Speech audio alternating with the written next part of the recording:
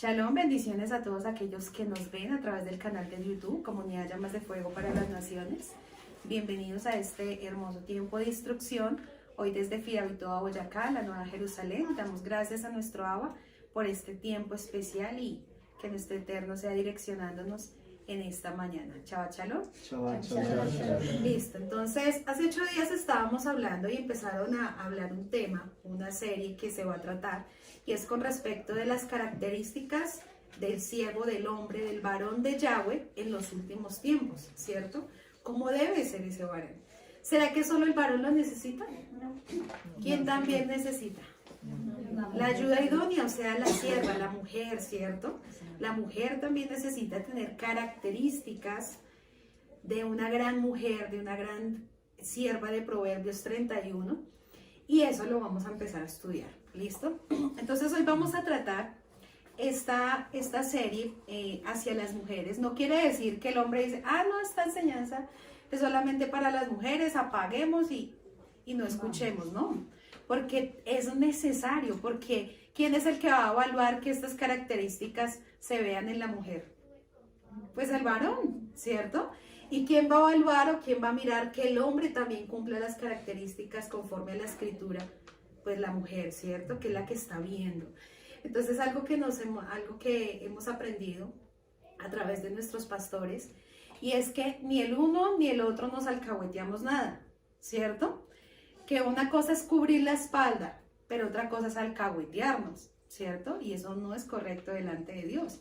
Por eso cada vez que el Padre nos está demandando y exigiendo algo, cada uno de nosotros va a ser el que evalúe a la persona que tiene a su lado, ¿cierto?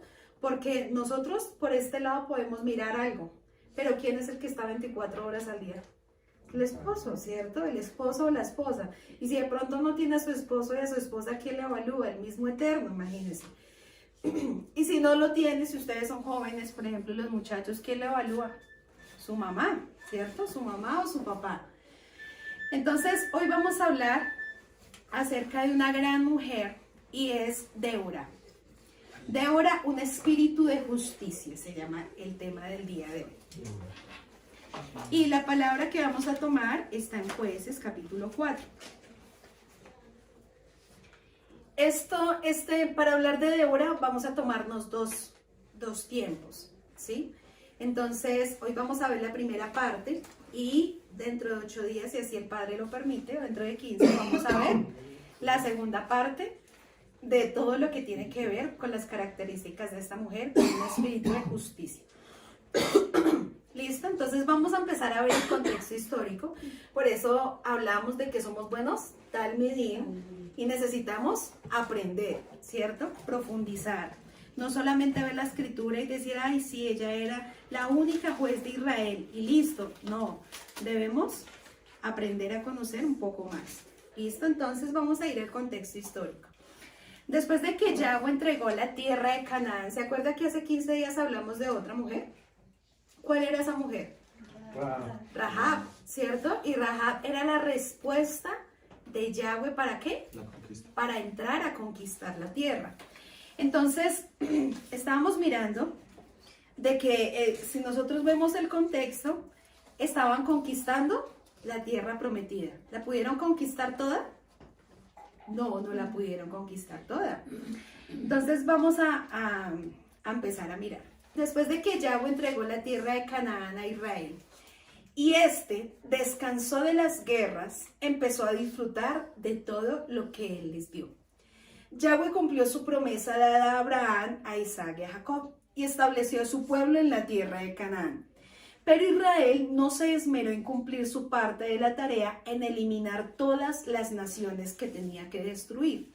Antes de partir, Yahoshua, advirtió a las tribus de Israel, y vamos a ir a Josué, nuestro texto base es Jueces 4. Pero como estamos mirando primero el contexto, vamos a ir a Josué 22. Josué 22, del 2 al 5. ¿Listo? Entonces dice la palabra. Entonces Josué convocó a la tribu de Rubén, a la tribu de Gad y a la media tribu de Manasés. Les dijo, ustedes hicieron lo que Moisés, siervo del Eterno, les mandó y obedecieron cada orden que yo les di. Durante todo este tiempo no abandonaron a las otras tribus. Se aseguraron de obedecer los mandatos de Yahweh su Elohim hasta el día de hoy. Y ahora el Eterno su Elohim ha dado descanso a las otras tribus, tal como se lo prometió. Así que vuelvan a su hogar, a la tierra que Moisés, el siervo del Eterno, les dio como posesión del oriente del río Jordán. Dice el 5. Pero asegúrense de obedecer todos los mandatos y las instrucciones que Moisés les dio. Amen a Yahweh su Elohim, anden en todos sus caminos, obedezcan sus mandatos, aférrense a él y sírvalo con todo el corazón y con toda el alma. Entonces Josué los bendijo y los despidió y ellos volvieron a sus hogares. Entonces les dio una advertencia, ¿cierto? Dice que ahora ellos iban a entrar a la tierra a la cual ellos habían, la posesión que ellos se les había entregado a estas tribus.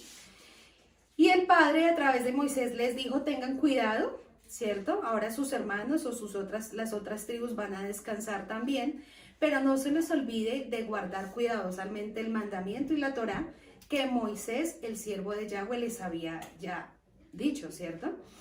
También les exhortó a los dirigentes del pueblo hebreo y mediante ellos a todo Israel a no olvidar que fue Yahweh de Israel quien había luchado por los israelitas. ¿Ha pasado con nosotros también? ¿Quién es el que ha peleado por nosotros? El mismo Eterno, ¿cierto? ¿Estas instrucciones se las dieron solamente al pueblo de Israel o a nosotros también? Entonces estamos viendo un contexto que también hace parte de nosotros, ¿cierto? Dice, y mediante ellos a todo Israel, a no olvidar que fue Yahweh quien peleó por ellos. Les dio sus victorias y les entregó una tierra como herencia perpetua y solo tenían que obedecerle para que el Elohim viviente continuara caminando con ellos. Josué capítulo 23. Dice palabras finales de Josué a Israel. Pasaron los años y el Eterno le había dado al pueblo de Israel descanso de todos sus enemigos. Josué, quien ya era muy viejo, reunió a todos los ancianos, a los líderes, a los jueces y a los oficiales de Israel y les dijo, ya estoy muy viejo, ustedes han visto todo lo que el Adonai su Elohim hizo por ustedes a lo largo de mi vida. El Eterno su Elohim peleó por ustedes en contra de sus enemigos. Yo les he repartido para que sea su hogar toda la tierra de las naciones que aún no están conquistadas y también las de aquellas que ya hemos conquistado, desde el río Jordán hasta el mar Mediterráneo, donde se pone el sol. Esta tierra será de ustedes porque el Eterno su Elohim, él mismo, expulsará a toda la gente que ahora vive allí. Ustedes tomarán posesión de esa tierra tal como el Eterno su Elohim lo prometió. Por lo tanto, asegúrense de seguir todo lo que Moisés escribió en el libro de instrucción. No se desvíen de estas palabras ni a derecha ni a izquierda. Asegúrense de no tener nada que ver con los otros pueblos que aún quedan en esta tierra. Ni siquiera mencionen los nombres de sus dioses, y muchos menos juren por ellos, ni los sirvan, ni los adoren. Por el contrario, aférrense bien al Eterno su Elohim como lo han hecho hasta ahora. Pues el Eterno ha expulsado a naciones grandes y poderosas a favor de ustedes, y hasta ahora nadie ha podido derrotarlos. Cada uno de ustedes hará huir a 1000 hombres del enemigo, porque el Eterno su Elohim pelea por ustedes tal como lo prometió. Así que asegúrense de amar a Yahweh su Elohim. Pero si se apartan de él y se aferran a las costumbres de los sobrevivientes de esas naciones que aún quedan entre ustedes y se unen en matrimonio con ellos, entonces tengan por seguro de que Yahweh su Elohim ya no expulsará a esos pueblos de su tierra. En cambio, ellos serán como una red. Pongan atención acá. Ellos serán como una red y una trampa para ustedes, como un látigo en la espalda y como zarzas con espinas en los ojos. Y ustedes desaparecerán de la buena tierra que el Señor su Dios les ha dado. Dentro de poco moriré, seguiré el camino de todo ser viviente en este mundo. En lo profundo del corazón ustedes saben que cada promesa del Eterno su Elohim se ha cumplido. Ni una sola ha fallado. Pero así como el Eterno su Elohim les ha dado buenas cosas que prometió, también traerá calamidad sobre ustedes si lo desobedecen. Los destruirá hasta eliminarlos por completo de esta buena tierra que les ha dado. Si rompen el pacto del Eterno, su Elohim, al adorar y al servir a otros dioses, su enojo arderá contra ustedes y pronto desaparecerán de la buena tierra que Él les ha dado. ¿Qué pasó? Si nosotros vamos a ahorita leer Jueces, capítulo 4, vamos a leerlo del verso 1 y 2. Muerto Ahod, los israelitas volvieron a hacer lo malo a los ojos del Eterno. Dejémoslo solamente hasta ahí. Lo que Josué les estaba diciendo, ¿cierto? Josué ya estaba viejo y iba a morir. Les estaba dando advertencia de no unirse, de no mezclarse, de no dar sus hijos en matrimonio a las personas sobrevivientes que quedaran en esa tierra, porque o si no Yahweh los iba a destruir, ¿cierto? O los iba a sacar de esa tierra. Si nosotros leemos Josué capítulo 4, ¿qué pasó? No cumplieron, ¿cierto? Y ya ahorita lo vamos a profundizar un poquito más. Los años de prosperidad y comodidad hizo que nuestro pueblo, o el pueblo de Israel, se olvide de las condiciones del pacto. Condiciones que los mantenían protegidos. Como ya sabemos, pueblos cananeos continuaron viviendo allí porque Israel no ha cumplido cabalmente con sus trabajos encomendados. Obviamente ocurrió como fueron advertidos, por no erradicar a los cananeos por completo. Mire, cuando uno no obedece, de eliminar ni de sacar personas que no hacen parte del pacto. Y usted todavía tiene alianzas, todavía tiene confianzas, todavía usted permite muchas cosas y mire lo que sucede. Entonces dice, fueron advertidos por no erradicar a los cananeos por completo. Influyeron sobre los hijos de Israel de modo que llegaron súbitamente a practicar la idolatría, alejándose del Elohim de Israel, mientras pensaban que seguían con él. Después de que Josué, durante mucho tiempo, Israel ha tenido buenos momentos y malos momentos. Buenos momentos ha tenido a alguien cuando ha tenido a alguien delante de ellos. ¿Sí? Mire cómo es el pueblo de Israel. Y malos cuando cada uno hace lo que bien le parecía en sus ojos, de modo que lo único que hicieron era lo peor que podrían hacer, practicar cosas prohibidas por la Torá. Entonces, ¿qué pasaba? Cuando había un siervo lleno del Espíritu Santo, ¿cómo caminaba el pueblo? Recto, correctamente, obedientemente. Pero cuando desobedecía, ¿cierto? Cuando moría este siervo y seguía otro que no estaba haciendo lo correcto delante del Eterno, ¿qué pasaba? El pueblo se descarriaba. Entonces, por eso usted tiene y yo tenemos que tener mucho cuidado en seguir las mismas cosas, la misma formación que el Padre nos ha entregado. Ha sido una formación muy buena, de mucha disciplina, de mucha exigencia, sí. Entonces, ¿qué pasa? O una de las advertencias que el Padre nos entrega cuando nosotros entramos a un lugar de refugio y ya no tenemos a los siervos constantemente, ¿cierto? Los siervos se aseguran que hayan siervos iguales, ¿cierto? Con una esencia diferente, pero con la misma formación, ¿sí? Pero ¿qué pasa si yo les bajo la guardia? ¿Qué pasa si la misma disciplina no se les exige? ¿Qué pasa si no se les exhorta o no se corrige de la misma manera? ¿Qué pasa si yo dejo lo que el Padre fundamentó como bases fuertes, ¿cierto? Como bases sólidas de formación y las dejo a un lado y digo, ay, pero ya, ¿para qué? Tan exagerados también, ¿cierto? ¿Qué pasa si antes a mí me exigían puntualidad y yo no la cumplo? ¿Qué pasa si antes a mí me exigían que hiciera las cosas con excelencia y yo ahora soy mediocre? Pues, ¿cómo camina el pueblo? Se estará desviando, ¿cierto? ¿Qué pasa si yo permito cosas? Si antes no se permitían ciertas cosas en los jóvenes y ahora yo cojo y permito ciertas cosas, ¿qué pasa? Pues se desvía el pueblo, ¿sí? Entonces, por eso, cada vez que Dios forma algo, usted no se le puede olvidar los buenos principios. No se le puede olvidar a usted las bases que el Padre le ha fundamentado en su vida y así continúe, ¿sí? Quiere decir que, por ejemplo, si a Camilo se le ha formado de una manera estricta, de una manera de disciplina, de una manera exigente, y él va y forma a sus hijos como unos débiles, ¿qué va a pasar con esa generación? Pues que va a ser una generación rebelde, ¿cierto? Porque el padre le exigió de la misma manera como también les estaba exigiendo, o sea, como también su padre le exigieron.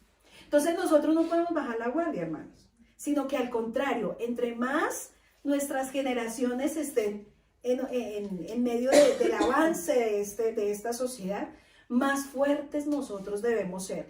No en dureza, sino en la misma orden que me dice la Torá, en la misma disciplina, sin bajar la guardia de nada.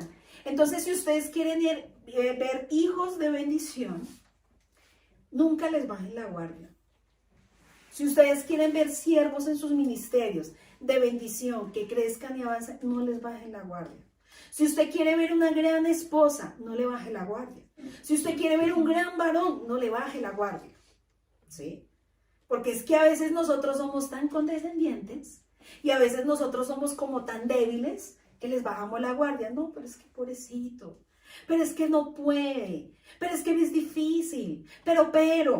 Y entonces usted ¿cómo cree que está formando? ¿Sí ve? Ahí vemos un principio, estamos viendo algo solamente en el contexto que estamos viendo para poder llegar a la vida de Débora. Entonces dice, los cananeos finalmente demostraron ser lazo y trampa, como lo leíamos en Josué 23:13. Lazo y trampa, azotes en sus costados y espinas en sus ojos. Jueces, capítulo 3, se presenta la historia que debido a varios varones, Israel ha tenido buenos momentos de tranquilidad y esos valientes varones han procurado guiar en justicia a Israel. Después de su fallecimiento de Josué, el pueblo volvía a las costumbres de los cananeos. Desde luego que esta actitud adversa, al situarlos fuera de la protección del pacto, dispuso a Israel al cautiverio y a la esclavitud. Entonces cuando nosotros vamos ahorita a estudiar Jueces capítulo 4, ¿cómo estaba el pueblo? En cautiverio y en esclavitud. Entonces, estaba bajo el reinado brutal de otro Jabín, rey de Hazor, y su general Sisara. Vamos a leerlo, ¿dónde está? Josué capítulo 4. Leíamos, muerto Ahor, los israelitas volvieron a hacer lo malo a los ojos de Yahweh. Entonces el Eterno los entregó a Jabín, un rey cananeo de Hazor. El comandante de su ejército era Sisara, que vivía en Aroset Goim. Vamos a ir hasta ese punto. Entonces, ¿cómo estaba el pueblo? En cautiverio y en esclavitud. Vamos a explicar qué significa cada uno de estos nombres. Ahot, el primero que encontramos. Ahot tiene que ver con la palabra Ehud y la raíz primaria Ohat. Y significa estar unidos. Ahot, de la raíz primaria Ohat, significa estar unidos. ¿Cómo estaba el pueblo antes del cautiverio y la esclavitud? En esclavitud. No, unidos. Estaban como en Ehad, ¿sí? Si usted mira, Ehud o Had tiene que ver con Ehad, ¿cierto? Unidad. Pero dice que este personaje, Ahot, ¿qué pasó? ¿Cuál es la primera palabra que dice en su Biblia? ¿Estaba viviendo? Murió, ¿cierto? Quiere decir que ya el pueblo de Israel, ¿cómo mantenía al pueblo de Israel? Unido, en unidad, en Ehad, ¿cierto? Pero murió y dice que los israelitas volvieron a hacer lo malo a los ojos del Eterno. O sea que ya la unidad no estaba, ya no había Ehad, estaba dividido el pensamiento. Y vamos a ver, dice que entonces el Eterno los entregó a Jabín. Jabín viene de la palabra de la raíz primaria bin, del 995, que significa separar mentalmente. Escríbalo ahí. Significa separar mentalmente, significa inteligencia y observar. Entonces, en lo que iba a gobernar al pueblo de Israel en ese momento, lo que le estaba gobernando, que era un principado y una potestad muy fuerte, que era muy inteligente y que todo el tiempo los estaba observando, ¿cierto? Pero ¿qué hizo esta potestad sobre la vida de los pueblos de Israel? Los separó mentalmente. Quiere decir que ¿por dónde entró este principado a la vida de los israelitas?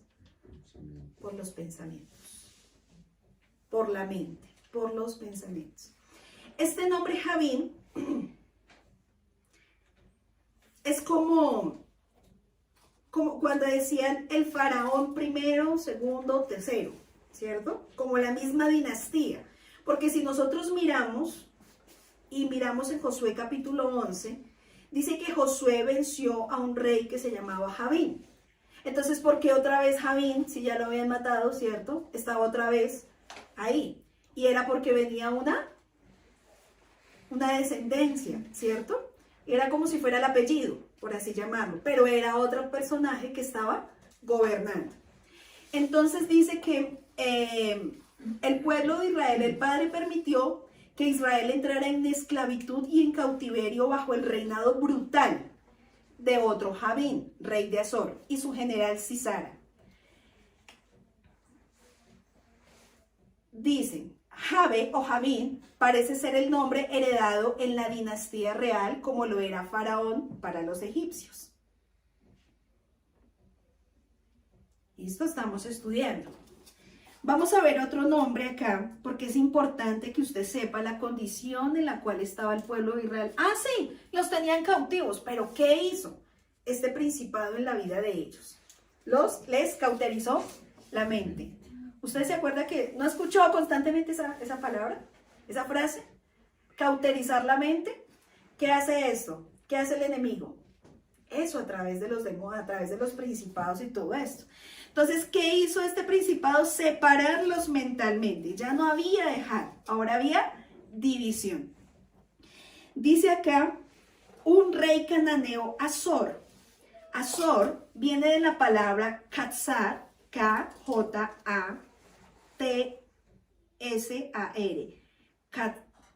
Kahatzar, del 2690. Y dice y significa rodear con una estacada y así separarlos del campo abierto. Entonces mire todo lo que estaba sucediendo en el pueblo de Israel en ese momento. Primero, ya no había Had. Lo otro, estaban separados mentalmente. Quiere decir que cada uno empezó a entrar el egoísmo, cada uno estaba dividido en sus pensamientos, y cuando hay una casa dividida, jamás prospera. ¿Sí? Dice que este principado lo que hizo fue rodear en estacada y separarlos de la libertad. ¿Vivían en una libertad? Claro que sí. La palabra o los mandamientos y la Torah traen libertad a nuestra vida. Cuando nosotros nos alejamos de los mandamientos y la Torah, ¿qué trae? Esclavitud nuevamente. ¿Esclavitud a qué? Al pecado. Entonces ya no había, ¿qué habían ellos? Había opresión espiritual en la vida de ellos, porque ya no estaba la libertad que venía de parte del Padre por causa del pecado de ellos, y porque el Padre permitió que ese principado gobernara en ese momento al pueblo de Israel. ¿Por qué? Por su rebeldía.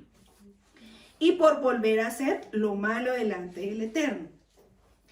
Hay otra palabra, dice, el comandante de su ejército era Sisara, ¿cierto? Sisara, que vivía en Haroset Goim. Haroset Goim viene de la palabra Kaharoshet, que es un trabajo mecánico. Entonces, ¿cómo estaba el pueblo con todo esto?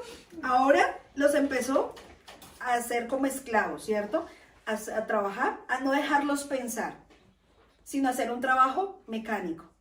Esto era lo que estaba sucediendo.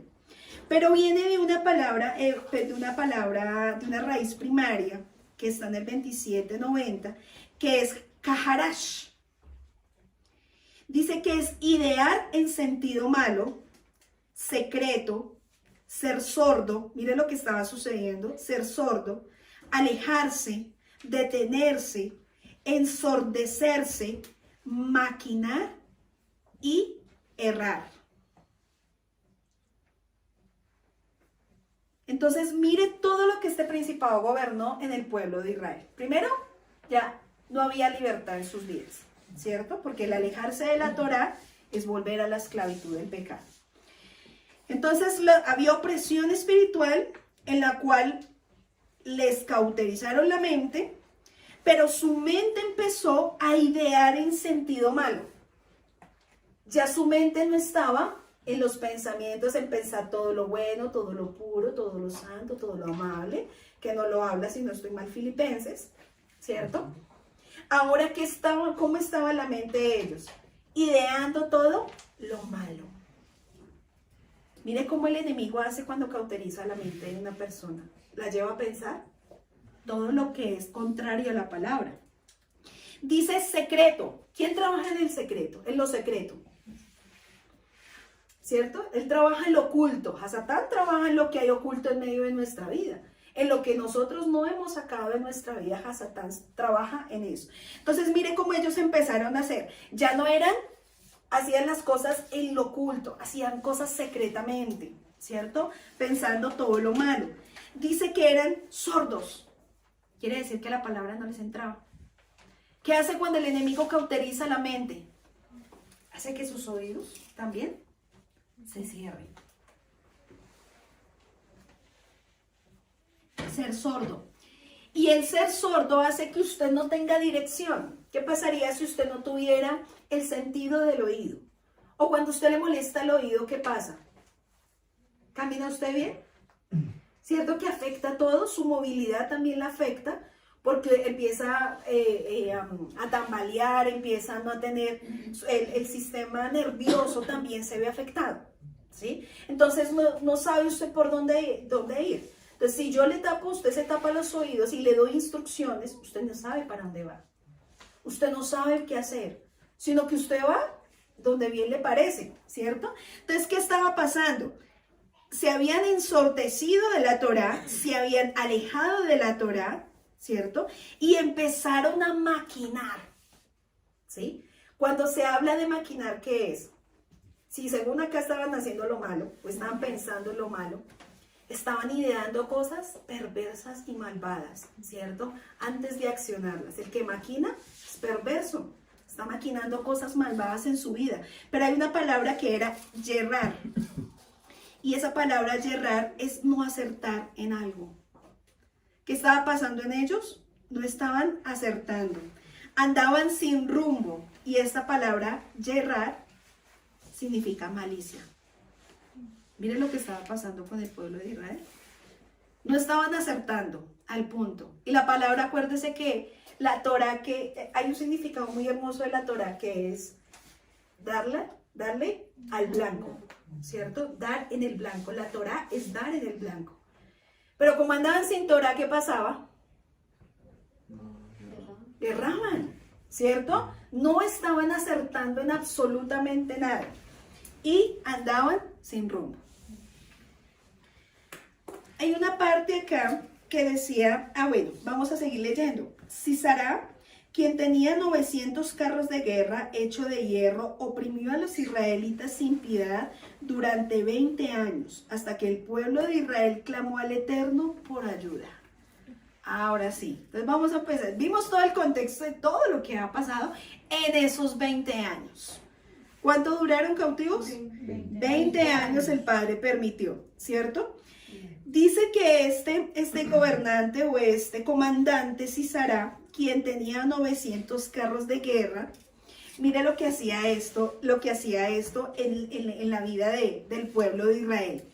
Dice que 9 de cientos es la palabra Shah, S-H-A-A, Shah, Shah del 81-59, y es quedarse pasmados. O sea, ¿qué hacía este gobernante o este comandante al pueblo de Israel? Los dejaba pasmados. Perplejos significa apartar y significa desmayar. ¿Tenía alientos el pueblo? No. Entonces, mire lo que hace el enemigo siempre cuando... ¿Quién permitió esto? El Eterno, ¿sí? ¿Por qué? Porque el pueblo de Israel volvió a hacer lo malo.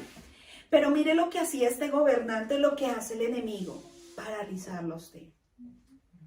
En medio de las situaciones, cuando se levanta el enemigo en contra suya, ¿qué hace en medio de su vida? Lo paraliza.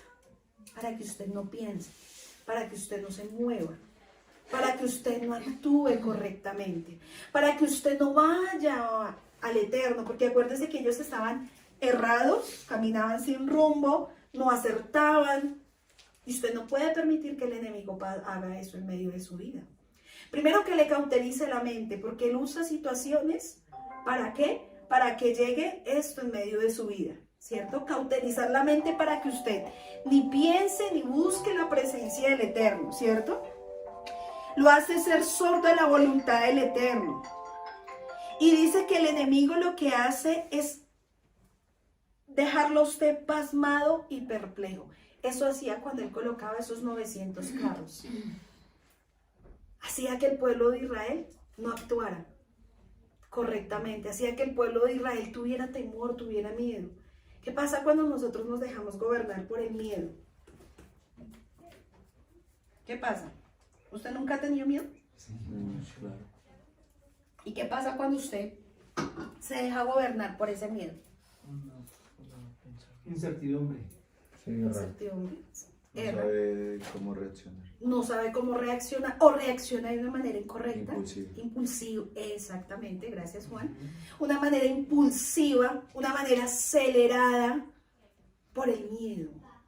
¿Usted ha sentido miedo en medio de este tiempo? ¿El enemigo ha traído miedo, temores? Yo creo que sí. Ha traído temores, miedos para avanzar, para usted creer, para usted confiar. Y colocan usted qué miedos. Primero, para que usted tome decisiones incorrectas. Para que usted no sepa cómo actuar. Pero acuérdese que más adelante vamos a ver el poder de nuestro Abba, de que es Yahweh de justicia. Entonces, dice que este pueblo o este principado actuaba con crueldad en la vida de ellos. Esta palabra crueldad es la palabra kahazak, que es atar, ligar, endurecer, detener y verse vencido. Así estaba el pueblo de Israel. ¿Cómo estaba? Atado, estaba ligado, estaba endurecido, lo tenía detenido y estaba, y dice, verse vencido. Y muchas veces como el enemigo quiere que usted se vea vencido, ¿cierto? Verse ¿qué? Atado. ¿No le ha pasado eso?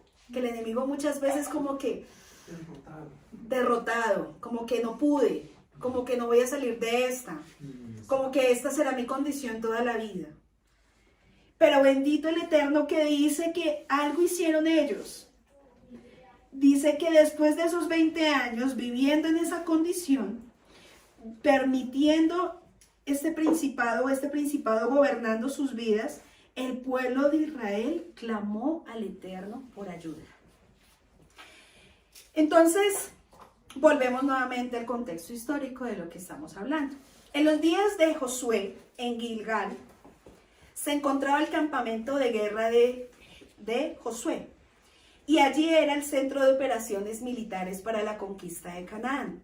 Pero con la trágica declinación de Israel y por no cumplir con las órdenes militares de conquista, el Elohim de Israel subió a Gilgal, a Boquim, es decir, al lugar del llanto. Boquim es el lugar del llanto. Usted lo puede encontrar Jueces 2:5. Y dice acá: cuando el ángel del Señor terminó de hablar a los israelitas, el pueblo lloró a gritos. Por eso llamaron al lugar Boquim, que significa llanto, y allí le ofrecieron sacrificios a Yahweh.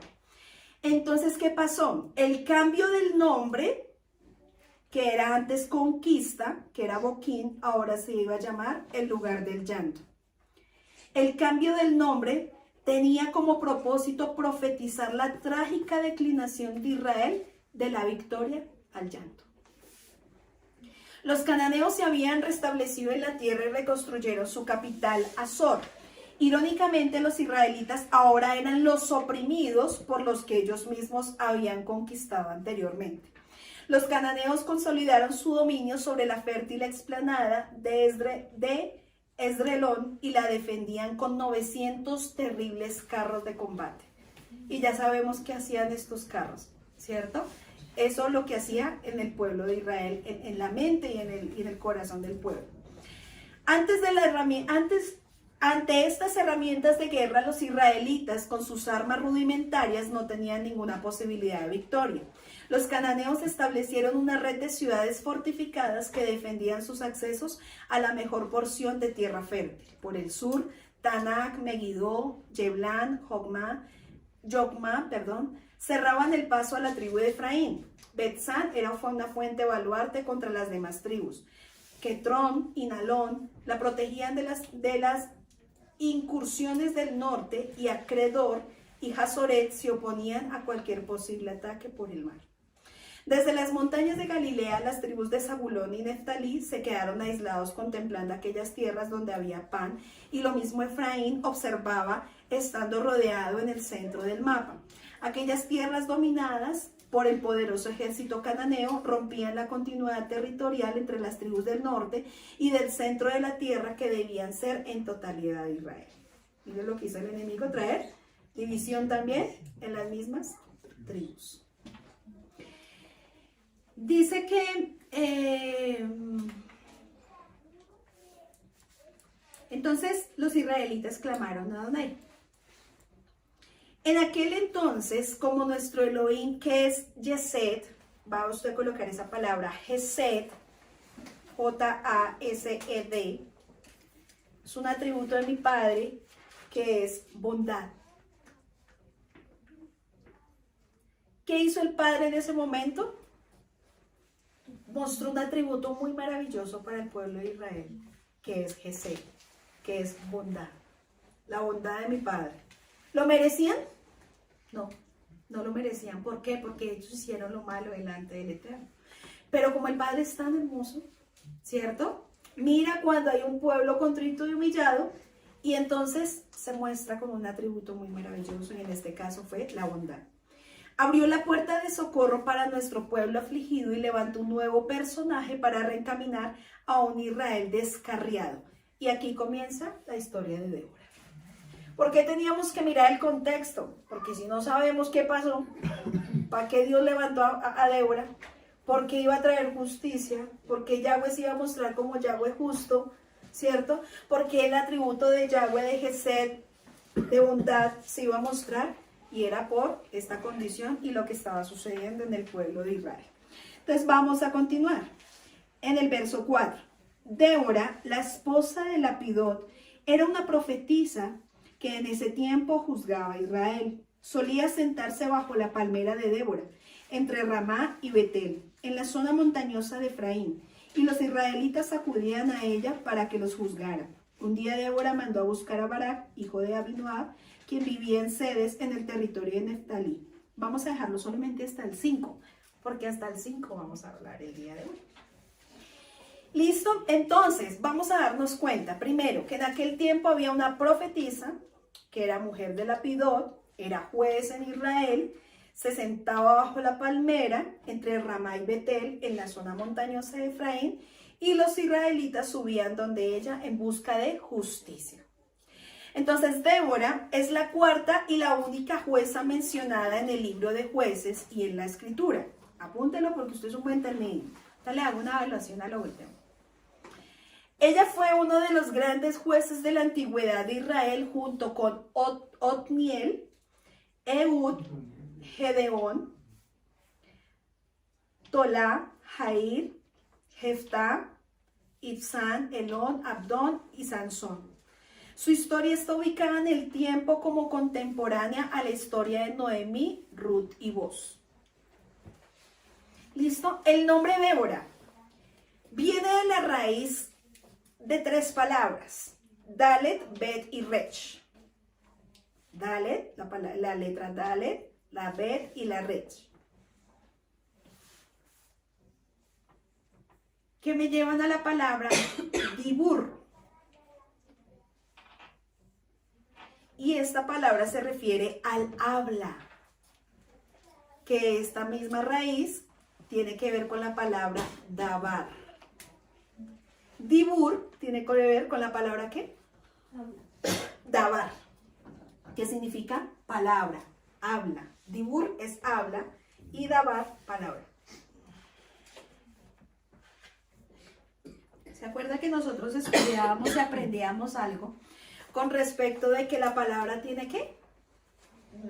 Poder, siempre y cuando, ¿cierto?, esté fundamentada en una palabra hebrea que se llama diver, que es mandamiento. Entonces, la palabra de nosotros tiene poder cuando está sujeta al mandamiento. Entonces, usted tenga muy en cuenta todos estos significados porque tiene que ver mucho con la característica de esta mujer, ¿sí? Entonces, era una mujer que hablaba, pero hablaba no cualquier palabra. Y si nosotros nos damos cuenta, en medio de la escritura, el Padre siempre exhorta a la mujer, ¿cierto? A través de la vida de Pablo, ¿cierto? Exhorta a la mujer a que guarde silencio, ¿sí? No a que no piense ni hable, no. Sino que cada palabra que sale de la boca de la mujer tiene que ser palabra de sabiduría, ¿sí? Porque ¿quién habla más en la casa? ¿La mujer o el hombre? ¿Quién tiene más palabras en la lengua? La mujer, ¿sí? La mujer habla más, uno le cuenta todo lo que pasó con detalle, aunque yo he visto hombres también así, ¿no? Con detalles, qué pasó y qué subió y qué bajó. Entonces, pero normalmente eso acontece en la mujer, ¿no? Llega el hombre y cuéntame cómo te fue. Bien. Ya, la palabra del hombre, ¿cierto? Y la mujer, pero bien, ¿qué es? Uno quiere como mujer que le diga qué pasó, qué sucedió, para dónde fue, si llovió, si no llovió, si cogió el bus, si no lo cogió, qué sucedió, pero el hombre, palabras precisas, puntuales y ya, ¿cierto?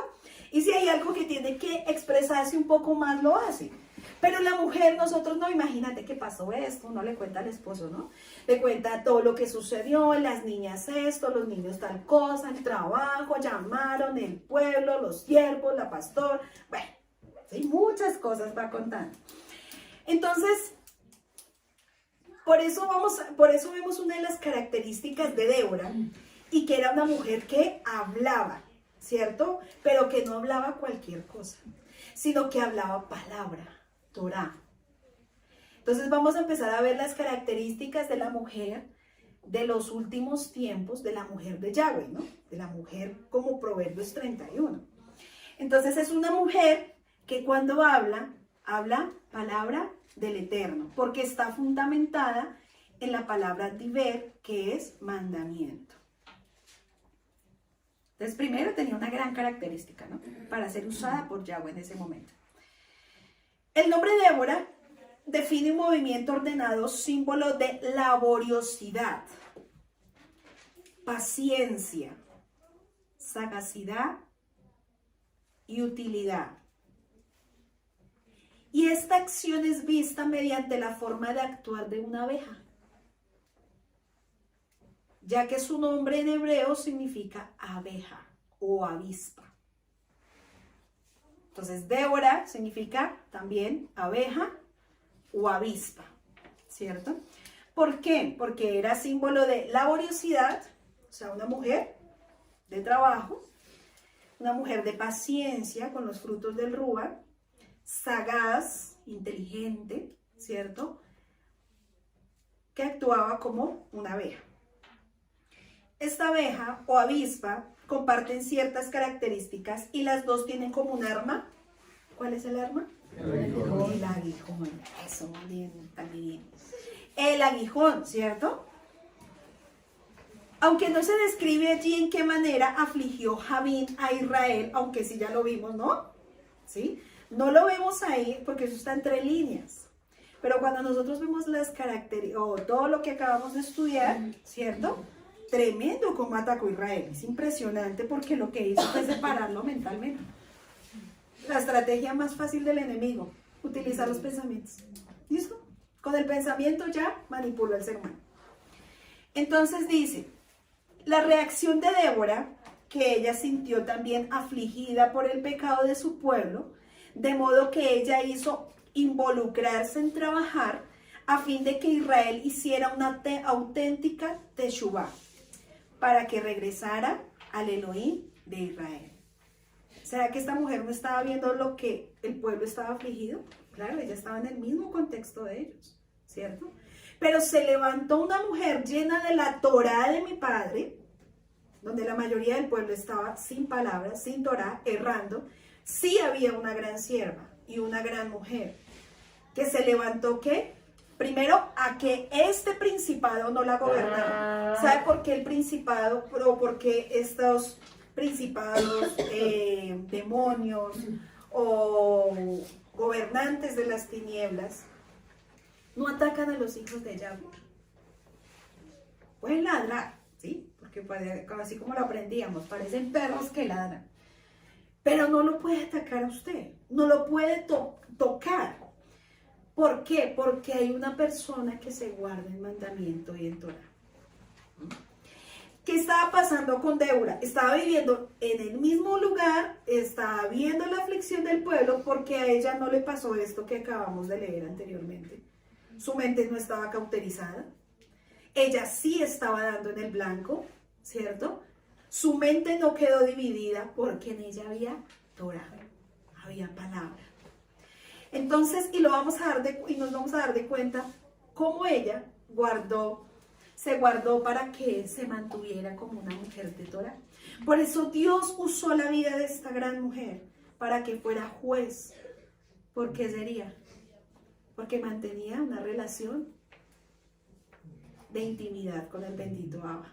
Y sabía de dónde provenía la justicia.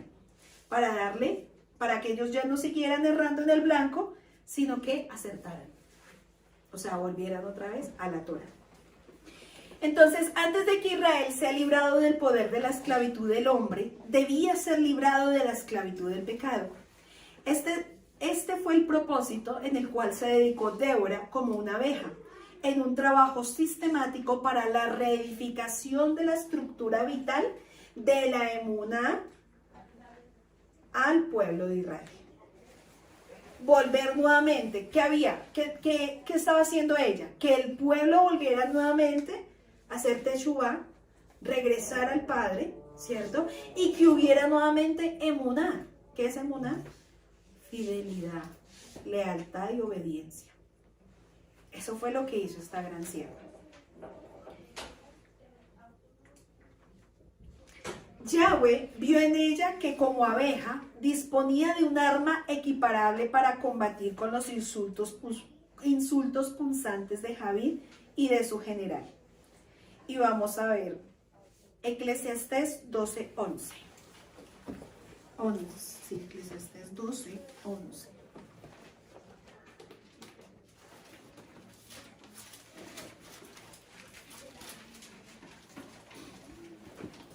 Y dice la palabra: las palabras de los sabios son como el aguijón para el ganado, dolorosas pero necesarias. El conjunto de sus dichos es como una vara con clavos que usa el pastor para guiar a sus ovejas. Entonces, la palabra sabia, ¿qué es? Como un aguijón. La palabra de los sabios, ¿no le ha pasado eso? Sí, y dice la palabra, y son necesarias, ¿cierto? Entonces, si nosotros recordamos lo que iba a hacer este pueblo, estos cananeos, al pueblo de Israel, vamos a ir a Números 33:55, para confirmar que esto estaba sucediendo con el pueblo de Israel también, pero que Dios iba a levantar a una mujer también como aguijón. ¿Para qué? Para combatir lo que se estaba levantando en contra. Números 33:55 dice: sin embargo, si no expulsan a los habitantes de la tierra, los que se queden serán como astillas en sus ojos y espinas en sus costados. Los acosarán en la tierra que habitan, y yo haré con ustedes lo mismo que había pensado hacer con ellos. Léame en otra versión, porfa. Camilo, tu versión. La 50. Números 33:55. Y si no echaréis a los moradores del país de delante de vosotros, sucederá que los que dejaréis de ellos serán por aguijones en vuestros ojos, y por espinas en vuestros costados, y os afligirán sobre la tierra en que vosotros habitaréis. Listo. Entonces, si esto estaba sucediendo en ese momento, sí. Entonces, Números 33:55 estaba sucediendo en ese momento. Los cananeos iban a ser como una espina, como un aguijón, algo punzante en el costado de Israel. Y como Israel no destruyó lo que tenía que destruir, ahora tenían que usar las armas de la sabiduría en contra de las armas de los cananeos. ¿Y las armas de la sabiduría qué eran? Las palabras de los sabios son como aguijón. Hay una palabra hebrea que es la palabra sayin, ¿cierto? Y en su forma pictográfica es como un aguijón. Entonces volvamos nuevamente a nuestro texto de Jueces. Dice, en aquel tiempo Débora, una profetisa, esa mujer descrita con las características de una abeja armada como un aguijón, la espada de la palabra, era también una profetisa. ¿Qué tenía ella? El aguijón más fuerte que ella tenía. El arma más fuerte. La palabra. La palabra. Porque la palabra era como una espada. Entonces, para vencer a ese enemigo, ¿qué tenían que hacer? Teshuvá. No tenían que ir a igualarse como ellos en armas, sino que el arma que ellos tenían era hacer Teshuvá, volver a ser fiel y leal y volver a la Torah, volver a la palabra. Y eso fue lo que Débora estaba haciendo con ellos. El deber de un profeta es traer desde el cielo la palabra de la verdad, la Emet, y dar esperanza al pueblo. Esperanza significa tikvah. Que lo coloquen ahí. Tikvah. Esta es la principal función de un profeta y precisamente este propósito caracterizó al espíritu de Débora. La Torah enseña el camino de la verdad y el propósito de la verdad es guiar a los pecadores mediante la Teshuvá a dar un giro a su vida para regresar al Elohim viviente. Miren lo que estaba haciendo ella. ¿Era cualquier cosa? Ah, no, solamente ella se sentaba y la gente iba, no. Era una mujer del Eterno, era una mujer de intimidad, era una mujer de palabra, ¿cierto? Entonces, ¿qué hacía ella? Enseñaba a través del arma que ella tenía, la Torá, les enseñaba nuevamente el camino de la verdad. ¿Se acuerda que en Deuteronomio 6 dice, y le repetirás, y le repetirás, y le repetirás? Si el pueblo ya sabía eso, ¿por qué será que es necesario que nos repitan? Porque el pueblo es olvidadizo, ¿sí? Y a veces uno dice, pero es que ya saben, no importa, sígales diciendo, ¿sí? Pero es que ya conocen qué es lo que tienen que hacer, no importa, sígales diciendo, para que el pueblo no se olvide. Por eso con los niños es así. Por eso en Deuteronomio 6 el Shema nos dice, y enséñales a tus hijos a levantarse y al acostarse, ¿cierto? Constantemente, constantemente. Y a nosotros el Padre nos tiene que hacer eso. Entonces, ¿qué estaba enseñando ella? Volviendo otra vez a enseñar Torah. A todos los que clamaron y dijeron, ya no queremos más esta cautividad. Ya no quiero vivir más en esta opresión. Ya no quiero más estar en medio de esta cautividad, de este principado que mire cómo me tiene. Estoy errando en el blanco. Quiero volver nuevamente a darle al punto. O sea, quiero volver a la Torah. Eso era lo que estaban diciendo. Entonces, los que se acercaban a ella, ¿ella qué hacía? Les enseñaba Torah.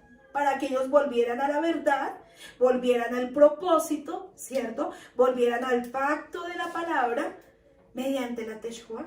Entonces, ¿ella qué hacía? Hacer retornar los pecadores a la palabra. Y ese es el deber de cada uno de nosotros. No solo de las mujeres, por eso este tema es claro, el punto, porque es un instrumento del Eterno para enseñarnos a nosotras, pero también a todos nosotros, a hombres y mujeres, jóvenes, niños, porque ese es el propósito de nosotros. Hacer volver al pecador, enseñando a través de la Torá, volverlo nuevamente a la verdad del Eterno, a los mandamientos, a donde se desvió. Entonces, Eso era la función de ella como profeta. ¿Sí? La esperanza reconforta y revitaliza la vida de un pecador arrepentido y lo anima para fortalecerse nuevamente en las condiciones del pacto para alcanzar las bendiciones de este mismo. Ella no fue la única mujer profetisa en Israel. Otras profetisas fueron Miriam, para que usted lo coloque, Éxodo 15:20, Hulda, Segunda de Reyes 22:14. ¿Hulda? Sí, ahí está, Segunda de Reyes 22:14. Miriam también. Y la esposa de Isaías, Isaías 8:3. Si quiere leamos esos textos, Éxodo 15:20.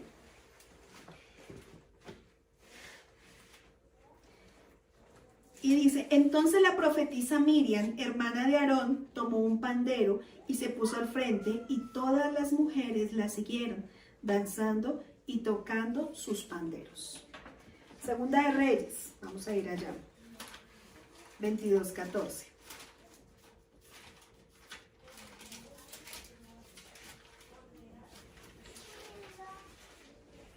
Dice,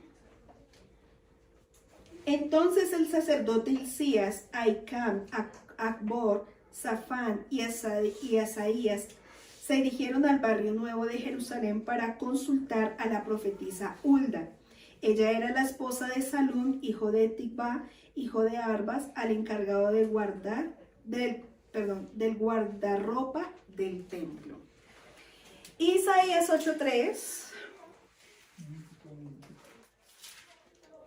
Isaías 8:3 dice, después me acosté con mi esposa y ella quedó embarazada y dio a luz un hijo y el Señor me dijo, ponle por nombre Maher Shalal Hashbaz.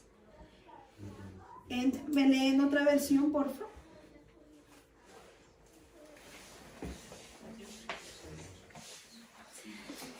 ¿Qué dice? Aquí en la misma.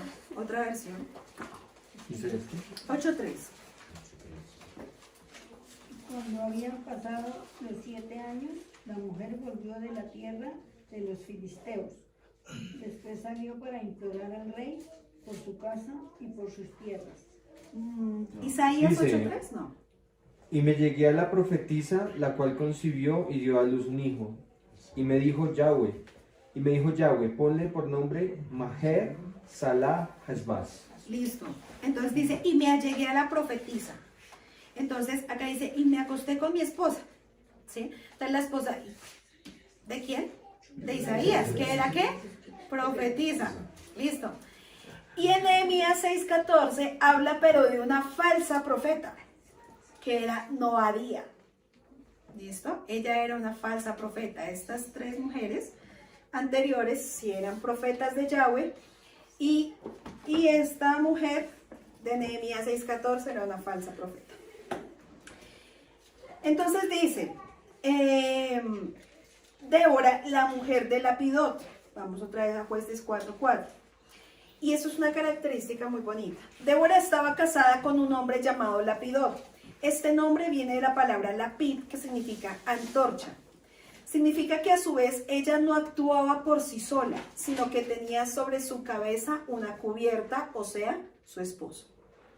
A su vez esto revela que el espíritu de Débora estaba sujeto a las legislaciones de la constitución del Elohim viviente. O sea, que ella no era una profetisa loca, que no tenía un esposo ¿cierto? Quien estuviera bajo su mando, ¿cierto? Que Dios la usó a ella, porque uno puede, ¿y por qué no usó a Lapidot? ¿Por qué no? La usó a ella, ¿cierto? Pero ella estaba sujeta a su esposo, ¿cierto? Entonces es una de las condiciones de las cuales el Padre nos está enseñando características de las mujeres de los últimos tiempos, ¿cierto? Y es la sujeción. Sujeción en este caso, ¿a quién? Primero, a su esposo, que está sujeto a Yahweh, ¿no? También se sujeta a Yahweh, porque si se sujeta a Yahweh, se sujeta a su esposo. Entonces no puede ser una rebelde loca, perdón la palabra, ¿cierto? Que esté enseñando, que esté diciendo, que esté hablando, o que esté enseñándole a los niños, que esté como mujer, que esté como esto, sin que en ella haya sujeción. Entonces, si las mujeres que nos ven, o las mujeres de acá, no entienden cuál es su rol en el hogar, no entienden cuál es su posición en el hogar, Dios no las va a poder usar. ¿Sí? ¿Por qué? Porque si no hay sujeción en medio de su casa, no hay una sujeción en medio de con su esposo, pues entonces ¿con qué autoridad va a enseñar? Va a enseñar locuras, va a enseñar rebeldía, porque si no hay sujeción desde su casa, hay un espíritu de rebeldía que gobierna su vida, ¿sí? Y eso es lo mismito que va a transmitir al pueblo, rebeldía, falta de sujeción. Entonces, características de la mujer a través de la vida de Débora, sujeción desde su casa, ¿sí? Para así ser un instrumento. Si usted es una joven, ¿sí? Si nos están viendo, si usted es una joven, entonces ¿a quién tiene que estar sujeto? Pero no tengo esposo, pero tiene que estar sujeto a sus padres. No puede ser una hipócrita diciendo que es que ay, yo voy a servir allá al pueblo, a mis hermanos y a todo, y no se sujeta ni a sus padres. Es una rebelde, es un rebelde con sus padres. Entonces olvídese que Dios lo va a usar de esa manera. O que Dios la usa como usó la vida de esta sierva. Y ahí podemos ver de que siendo aún usada en gran manera para el pueblo de Israel en ese momento, había en ella también una cobertura que era su esposo. ¿Sí? Entonces, dice, Débora era esposa y es importante para definir la identidad de una mujer en Israel. Una mujer que se dispone a compartir la sabiduría de las escrituras debe estar casada y sujeta a su esposo.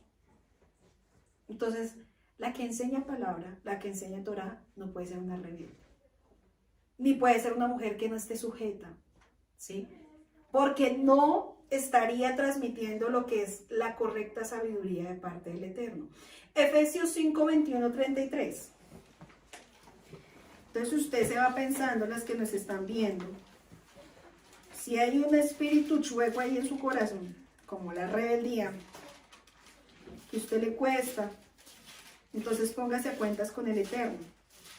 Porque usted puede estar diciendo, Padre, pero ¿por qué no me usas como tal sierva? ¿Será que falta en medio de su corazón sujeción? ¿Será que en medio de su corazón todavía hay rebeldía, obstinación? ¿Usted quiere hacer lo que se le dé la voluntad? ¿Decir lo que se quiere hacer la voluntad? Yo me sujeto allá, pero no me le sujeto a mi esposo. Yo me sujeto allá, pero no me sujeto a mis padres. Yo me sujeto allá, pero no me sujeto a mis siervos. ¿Para qué quiere servir? No va a tener la oportunidad de servir.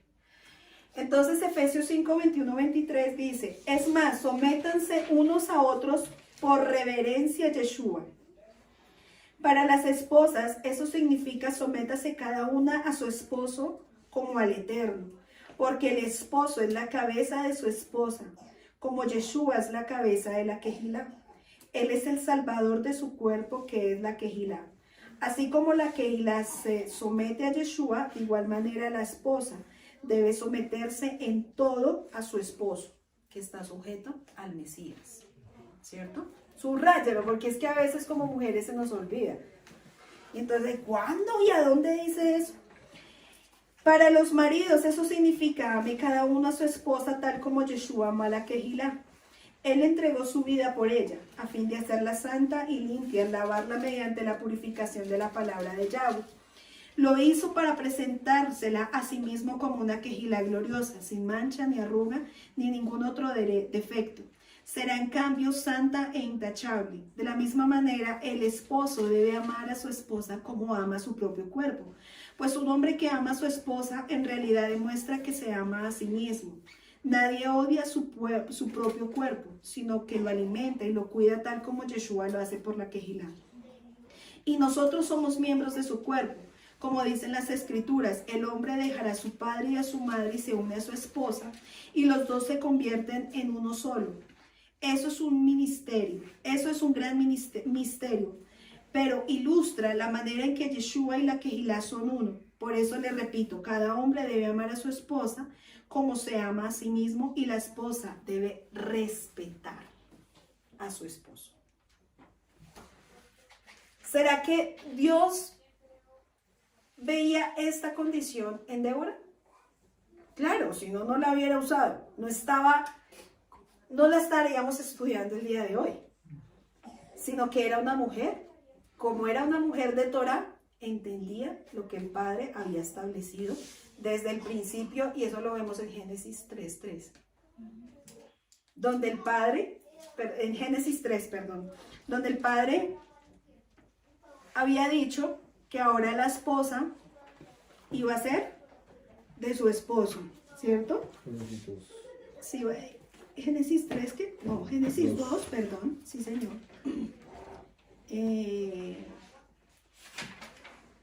Si alguien me la va buscando exactamente dónde está.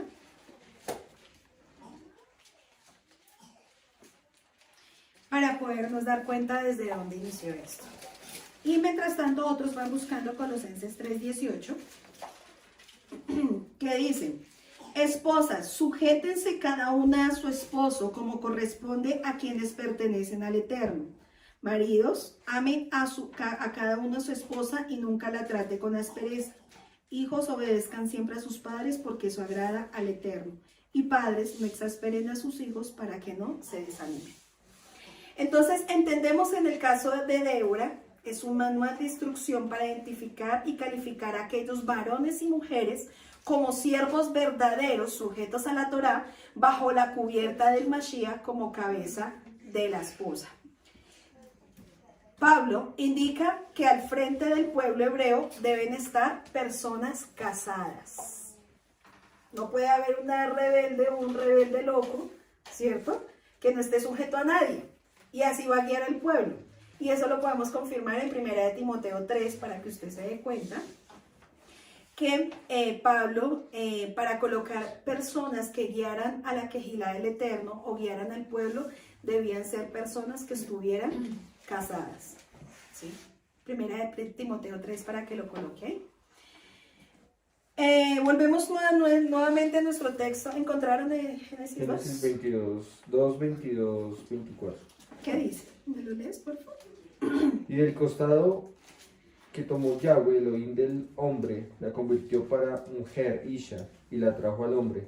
Dijo entonces a Adán: esto fue por fin hueso de mis huesos y carne de mi carne. Esta será llamada varona, porque del varón fue tomada. Por lo tanto dejará el hombre a su padre y a su madre, y se unirá a su mujer, y será una sola carne. Es que dice que ahora que su cuerpo será de su esposo, o sea que él será de su esposo. El 24. ¿O el 3:16? Espérate, miramos. Y luego le dijo a la mujer: haré más agudo el dolor de tu embarazo y con dolor darás a luz y desearás controlar a tu esposo, pero él gobernará sobre ti. ¿Será que eso lo entendía Débora? Claro, de que ella sabía Torah, ella estaba enseñando Torah. Entonces sabía que ella tenía que hacerlo para poder tener la autoridad, para poder enseñar.